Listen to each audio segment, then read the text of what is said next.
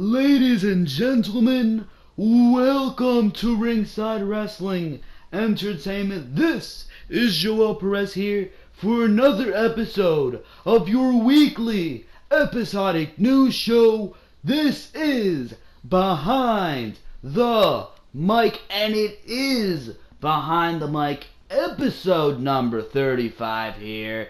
We are here for another Saturday, and we've got some huge news. Big news on Behind the Mic here today, ranging across all platforms, bro. We're gonna have some news on the indie scene and an incident that happened with the women, aka Sexy Star and Rosemary. Big things right there as far as wrestling goes. We have some fantastic news that I have been waiting to hear for 3 years straight, and it is JBL. Finally, the news broke earlier today. I'm recording this on Friday, so it broke earlier today, I should say, on Friday, and JBL is finally going to be gone from the Smackdown Live announced team.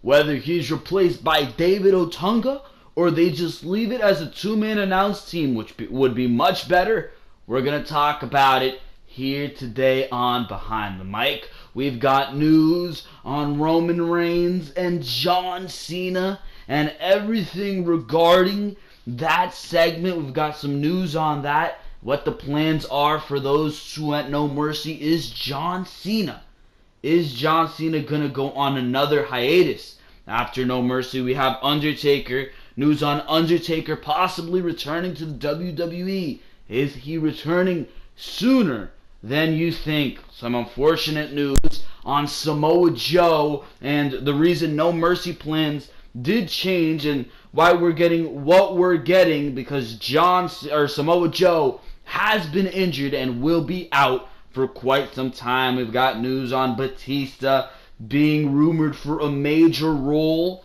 at WrestleMania 34, and Triple H revealing that Roman Reigns has already made his heel turn, and that in this feud with John Cena, that is being solidified.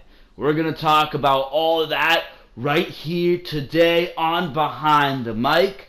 But of course, ladies and gentlemen, like always, you guys should make sure to go check out all the other content on the Ringside Wrestling YouTube channel, because there is so much other content to go check out. Over 250 videos. 250 videos over 1 year right here on the Ringside Wrestling YouTube channel. There's been small growth, but I mean, you just gotta keep working, especially in the estate that YouTube is in right now. You just gotta keep pushing through if you want your channel to grow, and that's exactly what we do here on the Ringside Wrestling YouTube channel. Over 250 videos for you to go check out each and every single week. We have Raw reviews, Smackdown reviews, Behind the Mic each and every single Saturday. You've got pay-per-view reviews. Just 2 weeks ago, we did our SummerSlam review and results, NXT TakeOver events. The Mae Young Classic is getting coverage right here on the Ringside Wrestling YouTube channel. The entirety of the first round, a review for that, has been split across 2 videos. Episodes 1 and 2 and 3 and 4, reviews for those videos are out on the Ringside Wrestling YouTube channel right now. So there's literally so much content that you can go check out on the Ringside Wrestling YouTube channel. So make sure to get your hands on that content right now. And the best way to stay in tune with all these videos coming out is to subscribe to the Ringside Wrestling YouTube channel. Raw and Smackdown reviews for this week are already up on the channel if you want to go check that out. And of course, the Mae Young Classic reviews are up on the channel this week as well. So you guys should make sure to go check that out, because it is on the Ringside Wrestling YouTube channel. Make sure to like this video. If you like what you're hearing here, make sure to comment what you think of all these news stories in the comment section below. And for now, ladies and gentlemen, I'd like you guys to stay tuned because we're going straight into the news stories. We're gonna start off here with some of the best news that I have heard all year in the WWE, up there with Mauro Ranallo returning and resuming as a commentator in NXT. It is this story, because JBL is officially stepping down from his role as a color commentator on Smackdown Live. Finally, this has happened. I've been waiting for this for 3 goddamn years, ladies and gentlemen, and the moment has finally come. How long has it been? When did JBL resume his commentary duties for the WWE? Holy shit. But let's read this article. Smackdown Live's broadcast team just received a major departure. On Friday evening, John Bradshaw Layfield announced via Twitter that he is officially stepping down from his role as the color commentator for WWE's Tuesday night show. He isn't leaving WWE entirely, but will no longer be heard from week to week. After much consideration, this is JBL tweeting this. After much consideration, I will be stepping back my weekly role as SmackDown announcer to dedicate more to a role he's doing, I believe, helping children in some country. So I'm glad he's doing something positive, because clearly his tenure in the WWE was not fucking positive. But JBL, continuing this article here, JBL has been a part of the WWE family since 1995. He's best known for his work in the Acolytes with Farouk, as well as his record run as WWE Champion on SmackDown in 2004 and 2005. He retired from in-ring competition after losing to Rey Mysterio in 21 seconds at WrestleMania 25. Layfield first tried his hand at commentating in 2006 and 7 when he returned to commentary in 2012. Damn, it was 2012. Holy shit, bro. So it's been 5 years. Ho, how time passes by. Shit, bro, shit.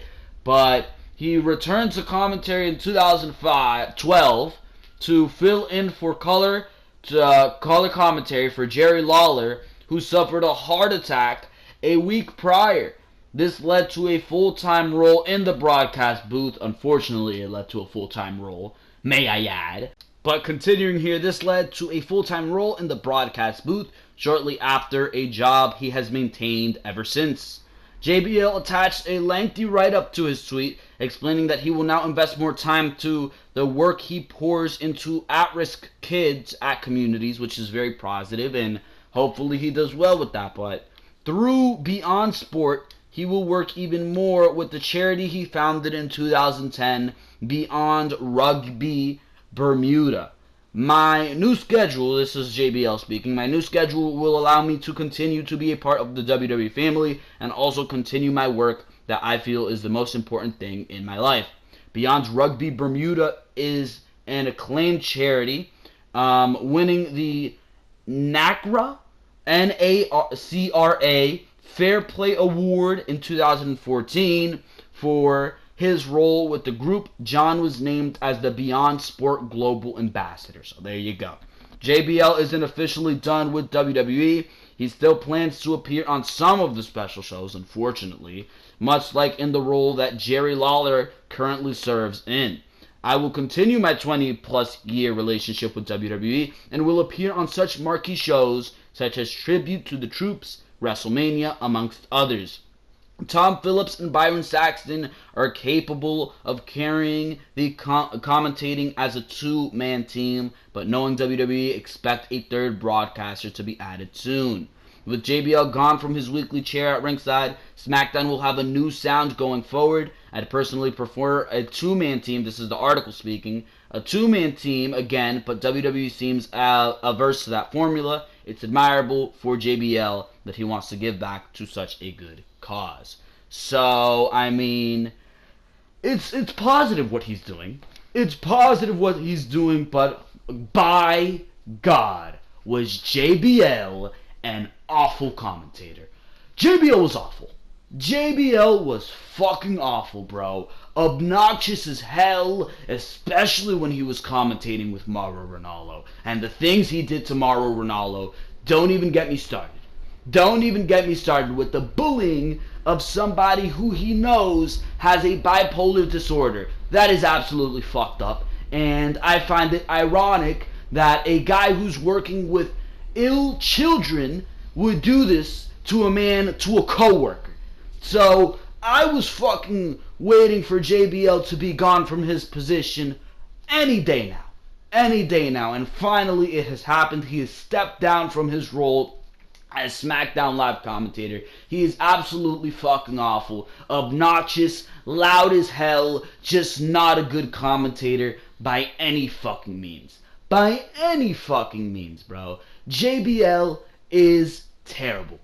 Terrible, absolutely terrible. And yes, I am glad he is going to do something positive and something great with his time, but I'm even more happy that Smackdown Live, as awful as it has been as of late, I'm just happy that Smackdown Live is going to get a tad bit better, because we're finally not going to have to hear the obnoxious voice of JBL screaming and fucking blabbering all over the fucking screen. Absolutely terrible. And hopefully this means that Mauro Ranallo one day somehow will be able to join the Smackdown Live announce team once again. I have no doubt about it. WWE is adding a third man to that commentary booth. My prediction for that would be Jerry Lawler.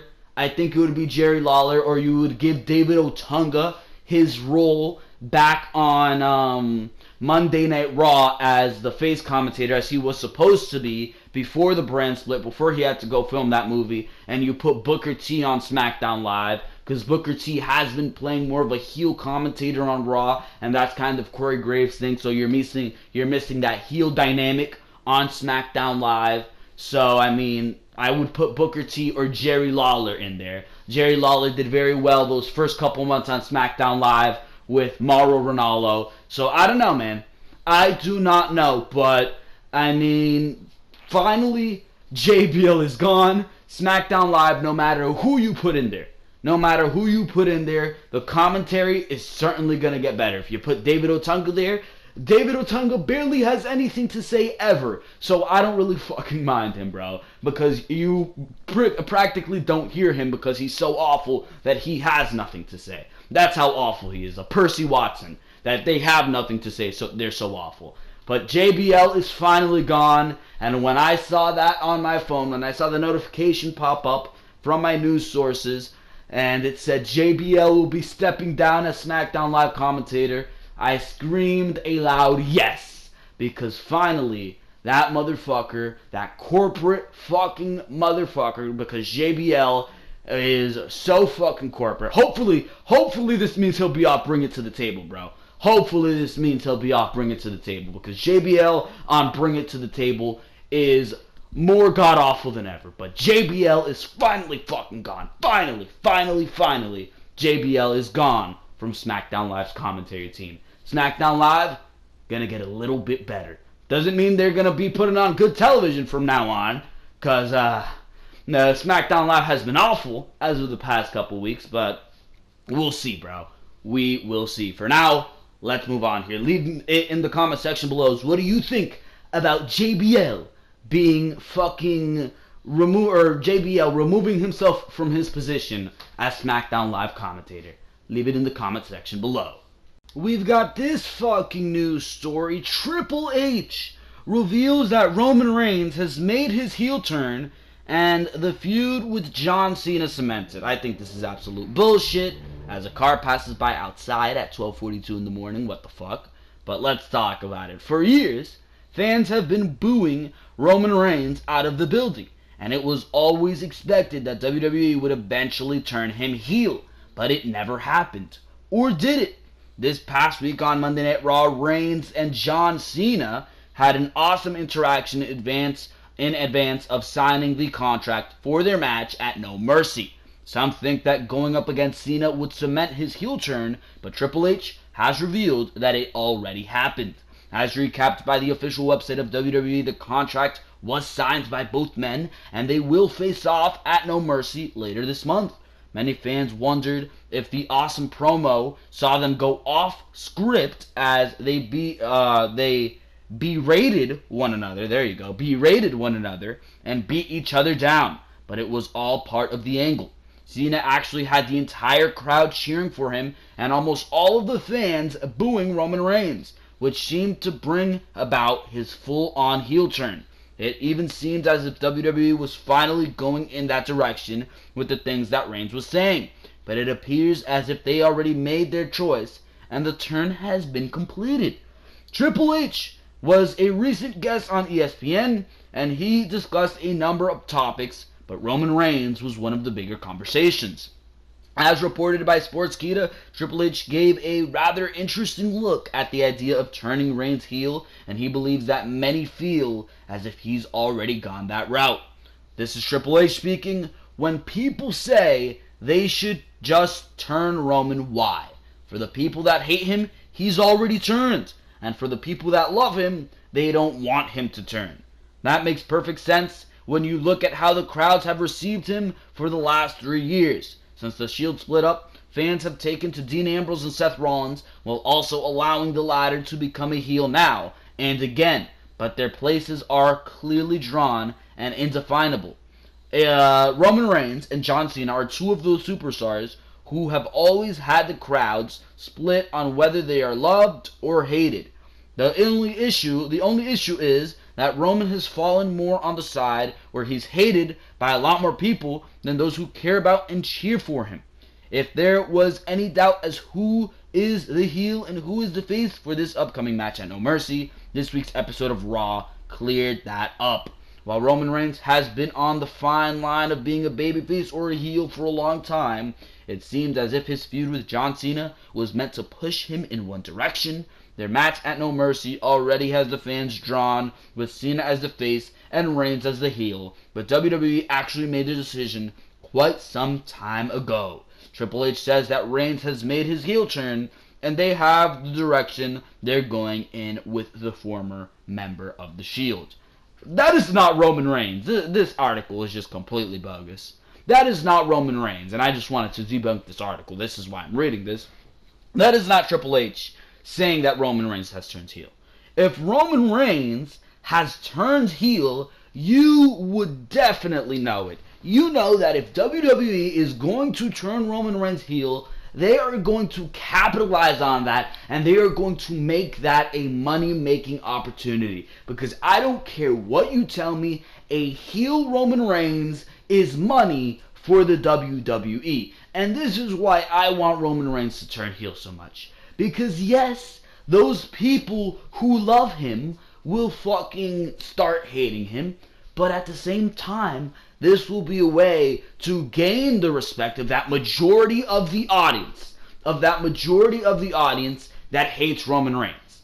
Because right now, the people who hate Roman Reigns, it's like 70-30. 30% loves him and 70% hate him. While you turn this guy heel, those people who love Roman Reigns, yeah, they'll start hating him while he's a heel, but those people who hate Roman Reigns as a babyface will start respecting him as a heel. I feel like I'd have more respect for Roman Reigns myself if he was a heel. So if you turn him heel, the people who hate him will earn his respect, and Roman Reigns will, first of all, come across a lot better on his promos, because Roman Reigns is a natural fucking dick, and I think we all know that. Roman Reigns is a dick.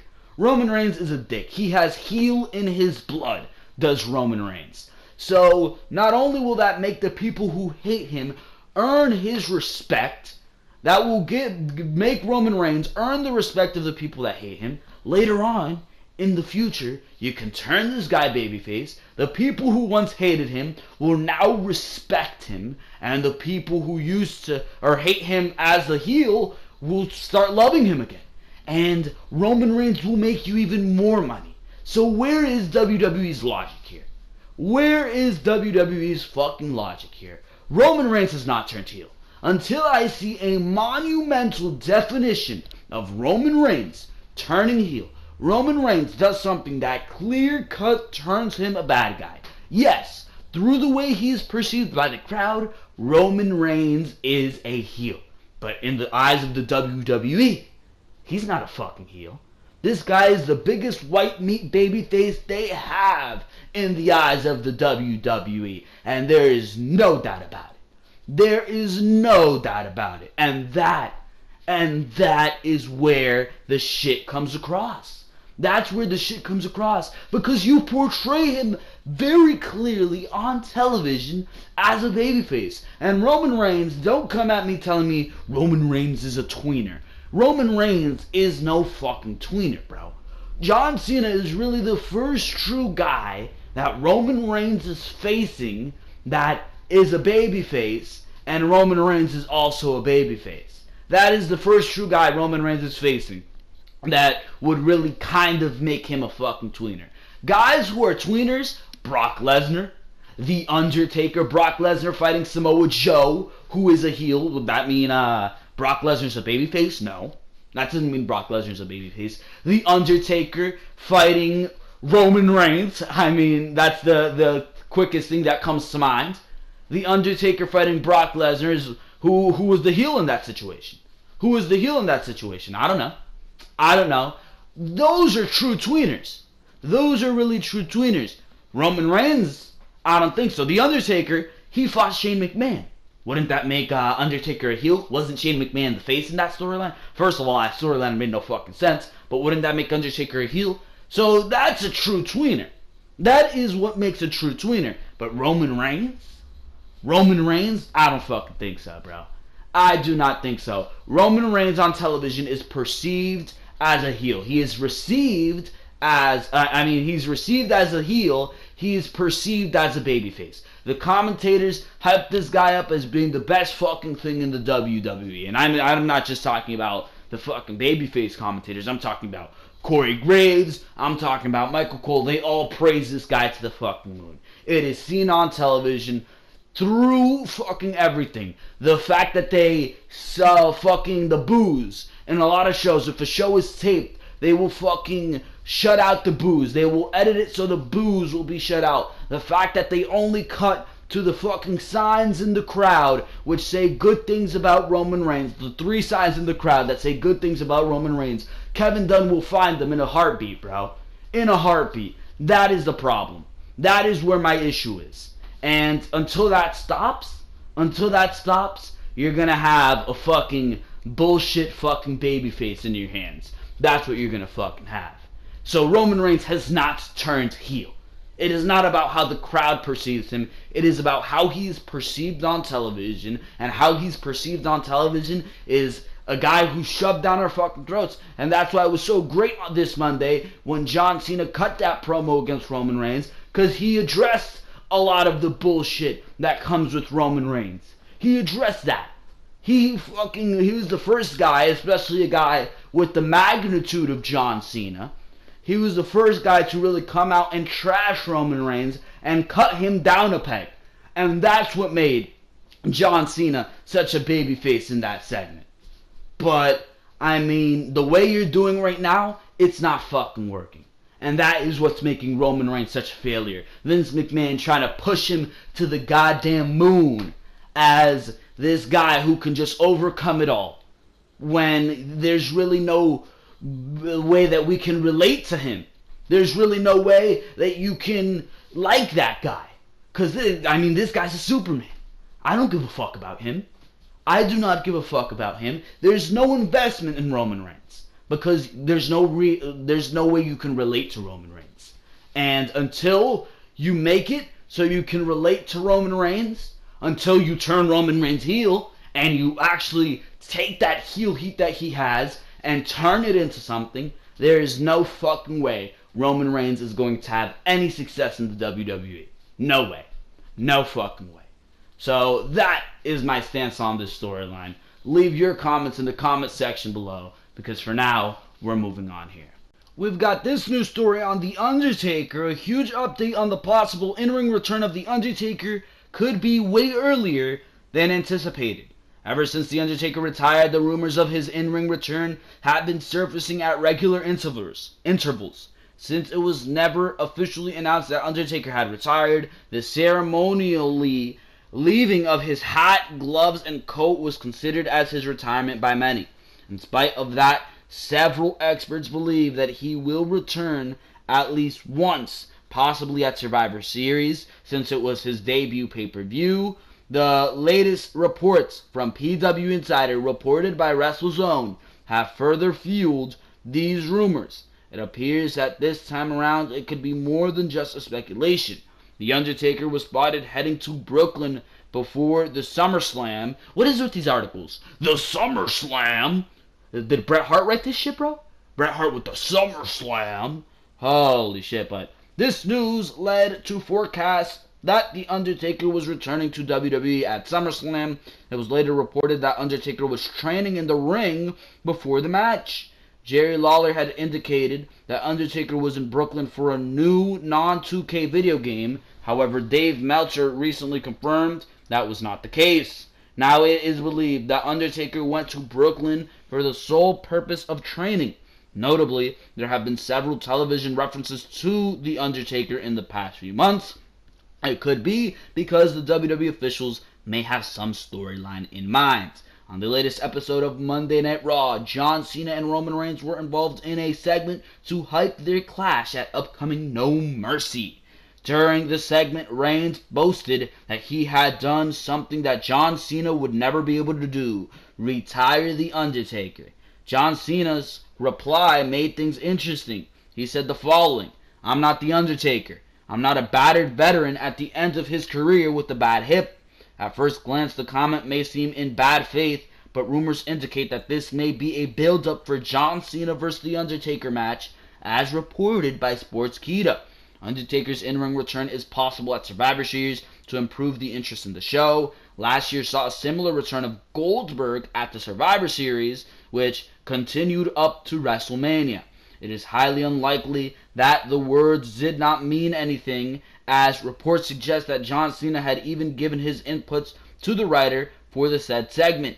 John Cena vs. The Undertaker has always been considered as a dream match for the past several years. John Cena has hinted in the past that he would love to face the Dead Man at WrestleMania. This is very, very interesting. John Cena versus The Undertaker would be a very, very interesting matchup, but I cannot see WWE going past Roman Reigns and The Undertaker in a fucking rematch. I mean, do you know how happy that would make Vince McMahon? Holy shit. I would do it.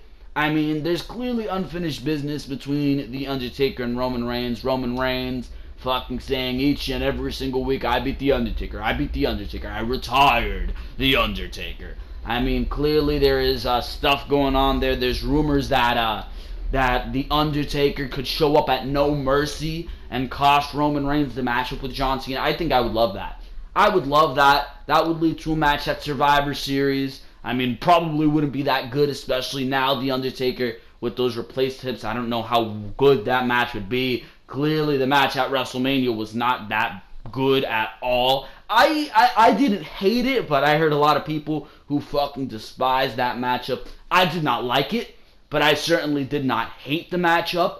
But I mean, Undertaker clearly is at the end of his career, and if that was his retirement match, I mean, I don't want it to be his retirement match, because that match was not a match that I would have liked to see The Undertaker go out on. Roman Reigns clearly isn't the last opponent I would like to see The Undertaker face, bro. Not at all. You're giving the wrong person the fucking rub, bro. The wrong person the fucking rub. I say, yeah, build towards John Cena and The Undertaker at WrestleMania 34. I would absolutely love to see that. Roman Reigns is pretty much confirmed at this point that he's going into a match with Brock Lesnar at WrestleMania 34 for the Universal Championship, and I think there's no going another direction about that. WWE clearly dead set on that fucking crap. Shinsuke Nakamura and AJ Styles probably going to be your other main event. Well, how do you make your WrestleMania bigger than having The Undertaker return to New Orleans for the first time since losing the streak? have him go against John Cena, and I say have him win his last match. John Cena doesn't need to beat the goddamn Undertaker. And, I mean, the Undertaker has nothing to prove, but I'd like to see the Undertaker go out in more monumental fashion, and Roman Reigns, certainly, if you ask me, was not monumental for the Undertaker. If anything, Roman Reigns was underselling the fucking Undertaker's retirement. That is not the way you go about it.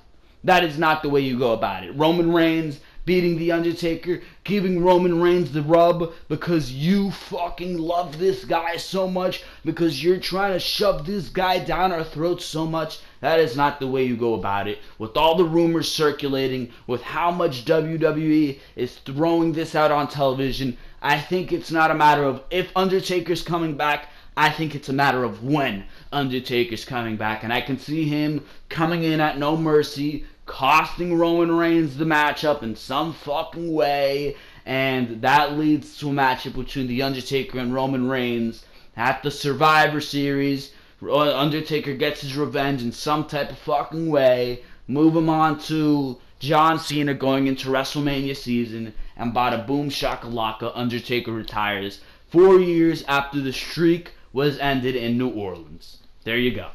There you fucking go. I mean, no better way to do it than that, because I think WWE knows, I think The Undertaker knows, I think everybody in the WWE universe, and I hate that term, WWE universe, but I think we all know that that clearly wasn't the way to fucking retire The Undertaker, and we need a second go-around, bro.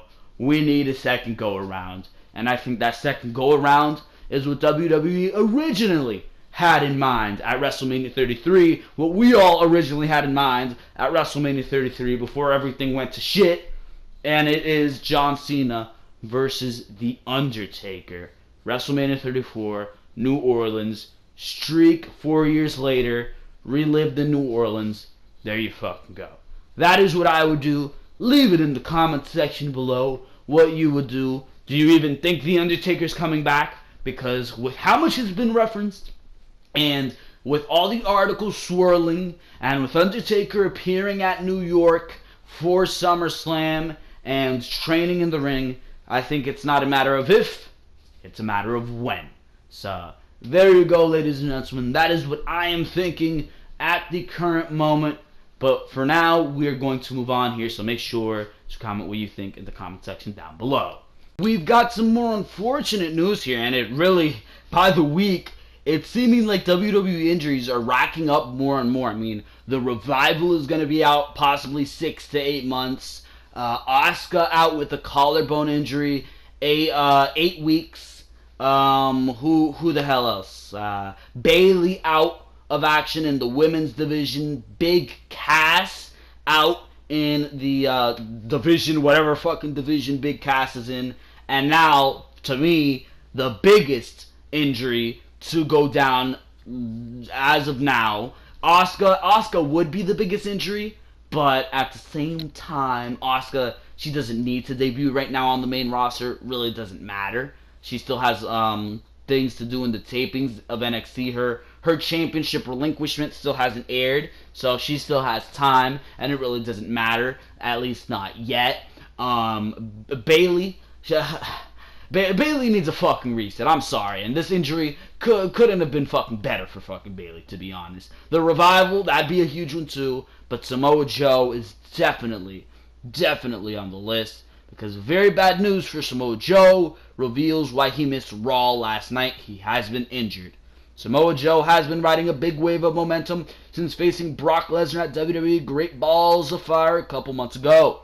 The Samoan submission machine has cemented himself as a main event player on Raw this summer. Unfortunately, Joe has failed twice to become the WWE Universal Champion in big title matches. But some recent bad news for Samoa Joe could derail his push after last night's addition on Raw.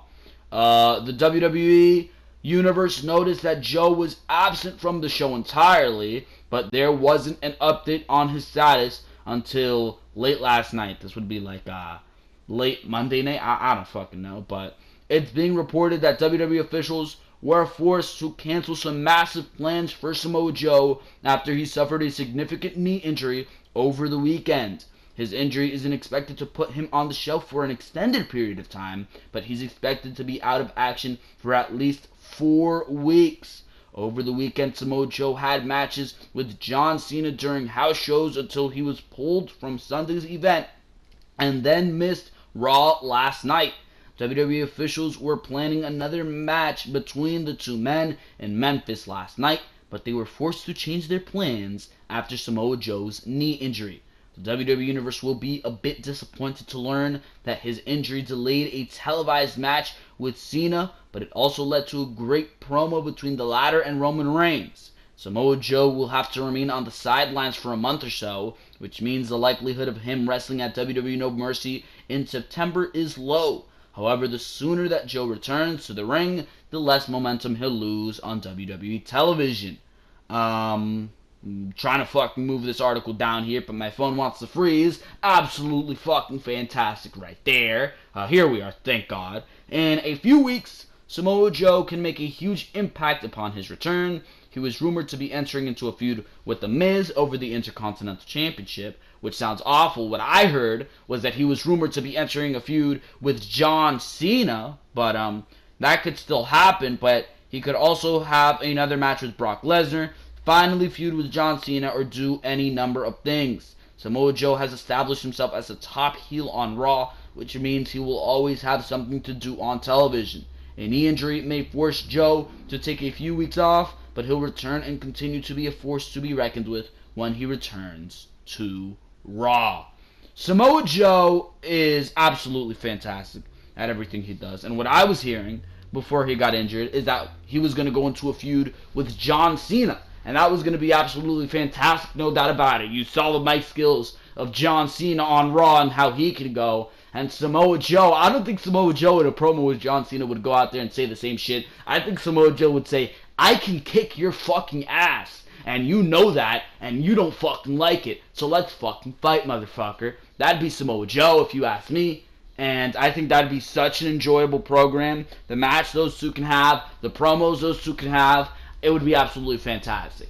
And it's so unfortunate that Samoa Joe is out. And I'm hearing from other news articles that the reason Samoa Joe, or the fact that Samoa Joe is out, spiraled WWE to do John Cena versus Roman Reigns, because they were planning this, whether it was at WrestleMania, Survivor Series, Royal Rumble, wherever it would be, they were planning it for a bigger scale pay-per-view. But the injury of Joe really forced them to go ahead and change up these plans, since Cena and Joe were supposed to feud, and there was nothing else for Cena or Reigns to do but go ahead and feud with each other. So that's why we are getting this spiraled at a B-level pay-per-view like No Mercy, when clearly, if you judge the segment and if you judge the hype and quality of this match, John Cena versus Roman Reigns, well, the quality of the match is probably going to be shit, but that's besides the point. It's really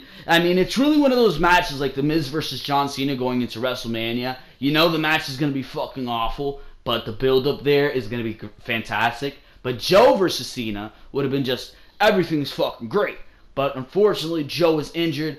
Thankfully, the wrestling gods praised us, and it's only going to be for a short time, and I don't think it's really going to be too much of a big effect on Joe, not like Finn Balor, who, when he left, he was Universal Champion, he was at the top of the food chain. When he came back 8 months later, Brock Lesnar was the Universal Champion, and a title that he never lost is a title he doesn't even get to compete for.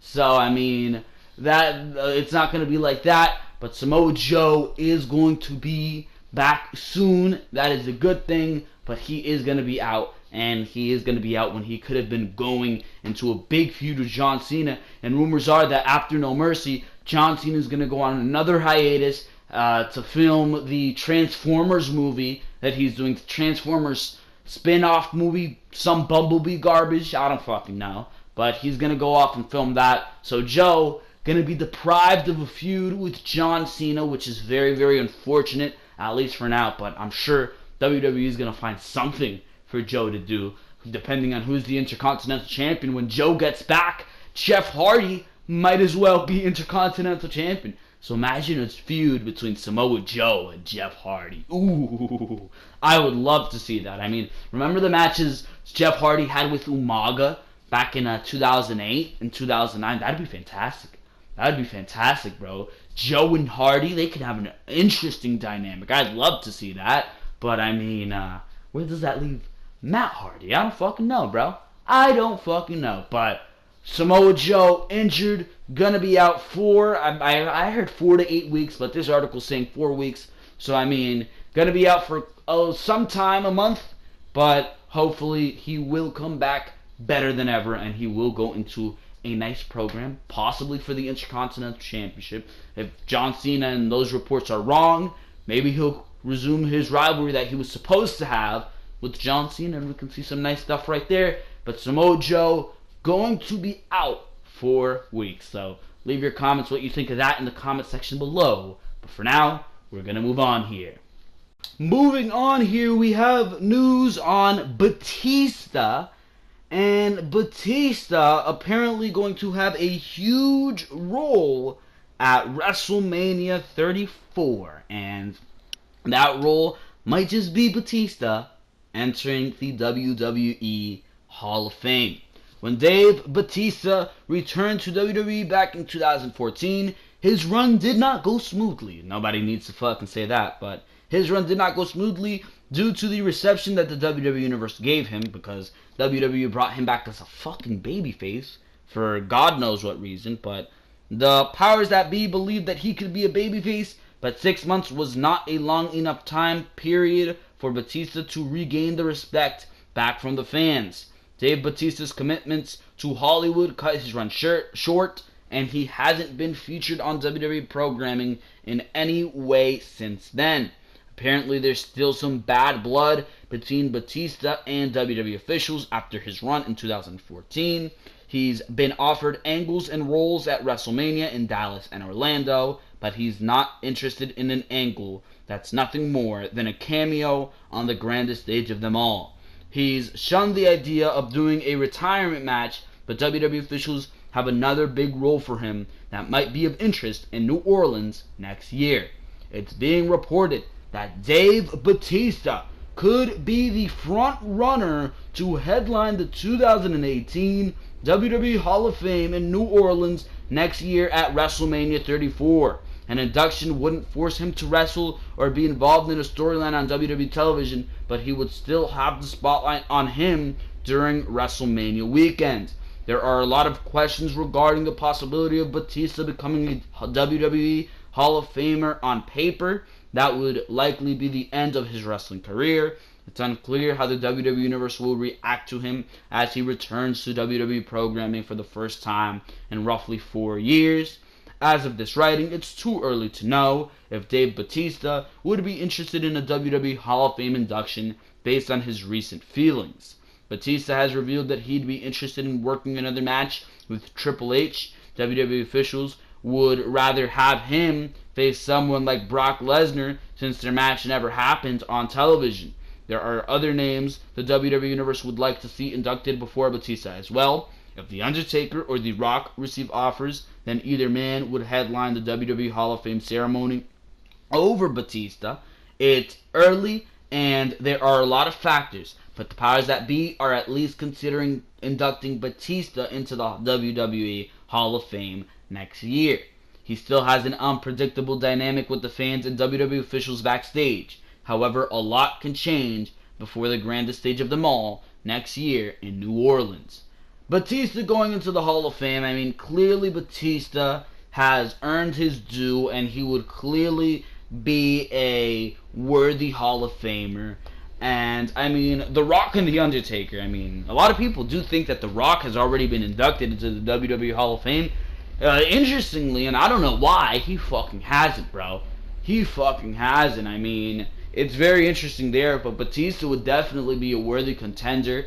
The Undertaker, it would be interesting to see him be inducted in New Orleans. It actually makes sense because that is where the streak died. Said it earlier on Behind the Mic. It is where the streak died. But Batista, that'd be a very interesting choice. I do feel that there is some unfinished business with Batista's WWE career, I think he can have another run if you bring him back as a heel, because Batista is a natural fucking heel, and he can do some great things with the likes of AJ Styles, the likes of Kevin Owens, the likes of Kurt Angle, who is now in the WWE. We've never seen that match. At least I don't think so. I've heard things that Batista wants to have a match with Triple H to go out. I mean, I don't know how interested anybody would be in seeing that, but if that's the way he wants to go, I mean, who can blame the man? I really don't want to see that. But there's a lot of guys who Batista can go against.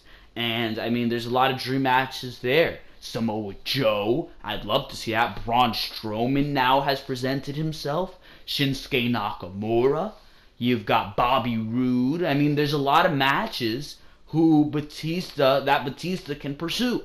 There's a lot of matches that Batista can pursue. So that's where I'm thinking. I'm like, maybe it's a little early. Maybe it's a little early. The Brock Lesnar, that's another one. The Brock Lesnar match. But I'm thinking maybe it's a little early for Batista to be inducted into the Hall of Fame since there is such unfinished business. But I really doubt that there's going to be another run for Batista in the WWE. I mean, you look at it, Batista really does not give a fuck about being in a wrestling ring at this point in his career. He is now a Hollywood movie star, bro. Guardians of the Galaxy, such a fucking successful movie. He is a big fucking character in that movie. Batista has his success, and I don't think he'd be able to pursue a full-out run in the WWE, nor does he want to deal with the fucking bullshit. So if he does want the spotlight on him so dearly, I think a WWE Hall of Fame run would be exactly the right thing for Batista. And, I mean, headlining the Hall of Fame, I wouldn't be against it. I wouldn't be against it. Do I have other choices that I'd rather see go into the Hall of Fame? Would I rather see The Undertaker? Hell yes. Would I rather see The Rock? That'd be entertaining as hell. Yes.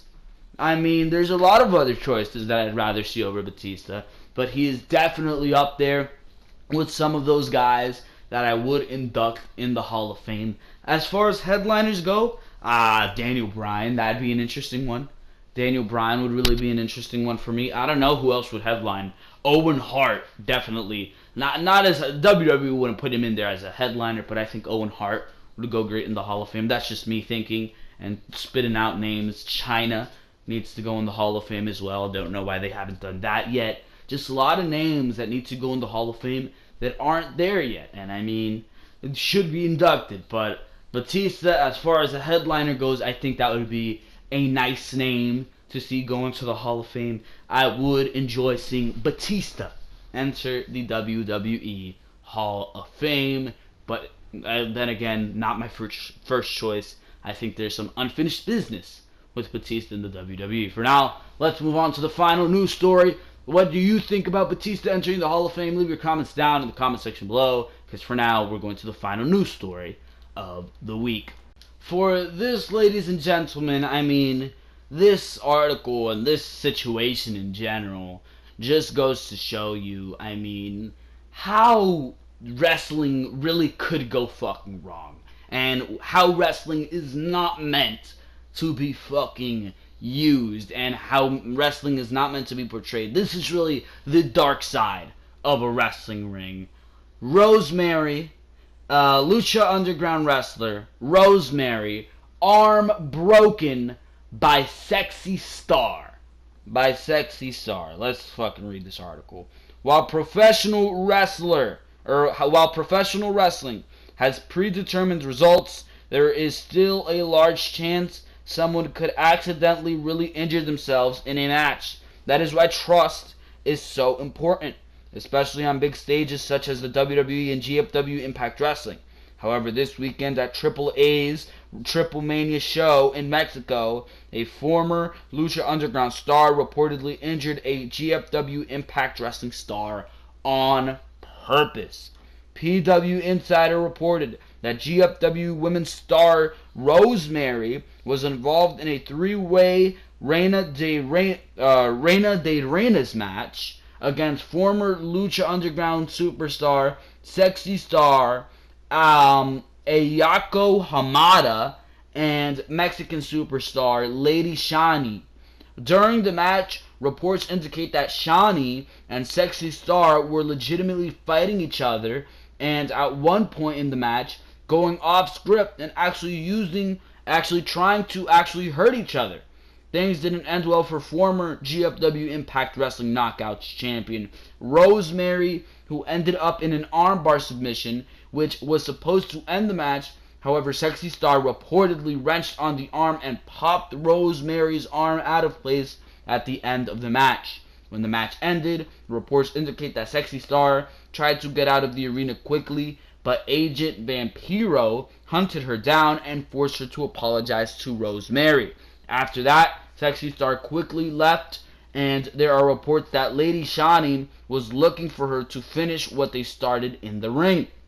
The backlash was quick against Sexy Star after the reported injury to Rosemary. The always controversial Joey Ryan, who also works for Lucha Underground, spoke up first and said that wrestlers put their health in other people's hands, and then said that Sexy Star is no longer one of us. Karen Jarrett, the wife of GSW Impact Wrestling head honcho Jeff Jarrett, went to Twitter and said that someone should send Sexy Star to her house. Former GFW Knockouts champion and Impact Wrestling Hall of Fame star Gail Kim called it disgusting. Christy Hemme said she lost all respect for Sexy Star, and Velvet Sky said that she should never work in the business at all. Pro Wrestling Eve went as far as to request that all promoters cancel their bookings for Sexy Star to protect their own wrestlers. While Sexy Star has not made any comments to news or organizations, Rosemary came onto Twitter 24 hours later and said that Sexy Star was telling people it was a work, meaning that the injury was not real and they planned it. Rosemary said that this is not true at all. According to Rosemary, Sexy Star took liberties with her body, and when she trusted her to keep her safe, she then said that this doesn't make Sexy Star tough at all, and that she doesn't think she belongs in the business of professional wrestling at all anymore. Now, I mean, a lot was said here, and there's a lot that I agree with here, bro. Sexy Star, when you enter a wrestling ring, the other person who you are wrestling in that ring, the opponent in that ring, is putting their life in your hands. You can so easily hurt or kill or injure somebody in that ring when they are giving their body to you. And Sexy Star took that, and she took grievances that can be settled outside of a ring, and when Rosemary allowed her to fucking use her body and put on a work of art, because that's what wrestling is, a work of art, when Rosemary allowed her body to be put on the line at the hands of Sexy Star took her frustrations and made a fucking move that is just absolutely disgusting. It really is absolutely disgusting, and it should not be fucking allowed. It should not be fucking tolerated. Sexy Star, yes, she will find fucking work. Yes, Sexy Star will find work. She will find work in all these fucking Mexican promotions if she wants to stay in Mexico, but she will never, and so many people came out and said that she will never work for these bigger companies, Lucha Underground, WWE, Ring of Honor, GFW. She will never work there. She will never fucking work there, especially after this fucking move, bro. Actually, after this fucking move, she will never work there. Because, I mean, holy shit, this was an absolutely fucking disgusting move. Absolutely awful. I mean, the fact that there were not further repercussions for this, I just don't understand it, bro. The fact that you can take your frustrations from outside the ring for whatever reason you felt for doing this to Rosemary. The fact that you can take your frustrations out in the ring when somebody is vulnerable, not only is that disgusting as a wrestling performer, but that is disgusting as a human being. It really fucking is, bro. I mean, really, when somebody is lying defenseless in the middle of the ring, you're gonna take a lethal fucking move like the armbar and intentionally hurt your opponent. Where was your logic when thinking about doing this, bro? Where was the fucking logic? Because I absolutely don't understand it. I do not understand it for a second. And it is absolutely awful that you would even think, nonetheless, acting upon your frustrations in the middle of fucking wrestling ring. When Rosemary clearly fucking put all her efforts into protecting you, the fact that you did not do the same, it is absolutely fucking retarded. Absolutely fucking retarded. And it is absolutely disgusting to even think that a wrestler would do that to their opponent. Holy shit. Sexy Star should not be allowed to work anywhere. Her wrestling career should be over to begin with. But clearly that is not going to be the fucking case. Clearly she will find work. Clearly this will blow over. But definitely she will not ever make it big to the WWEs, to the GFWs, to the Ring of Honors, to the Lucha Undergrounds because of this move. She'll never make it there again, bro. Absolutely despicable move by Sexy Star. Shit like this is what really makes wrestling dangerous. The fact that you are putting your life on the line at the hands of your opponent, bro. And that they can possibly fucking hurt you like this. There needs to be some level of trust in that ring. And now, whichever opponent Sexy Star steps in the ring with, that level of trust is not going to be there anymore. It is simply not. Whatever your beef is, I'm sure you can settle it outside of this ring. I'm sure if you want to go to the fucking alley in the corner, bro, and settle your rings using your fucking fists, or settle your differences using your fucking fists, I'm sure you can fucking do that outside of ring. But to take Rosemary when she is vulnerable and when she is putting her life at risk in your hands and doing that to her, it is absolutely despicable. And things like this should not be accepted. For now, ladies and gentlemen, I just wanted to end it on that note, because that's where the real dangers of wrestling come in. And it is absolutely fucking just outrageous that something like this even happened. Sexy Star, fucking awful act. By every definition of the word, awful fucking act.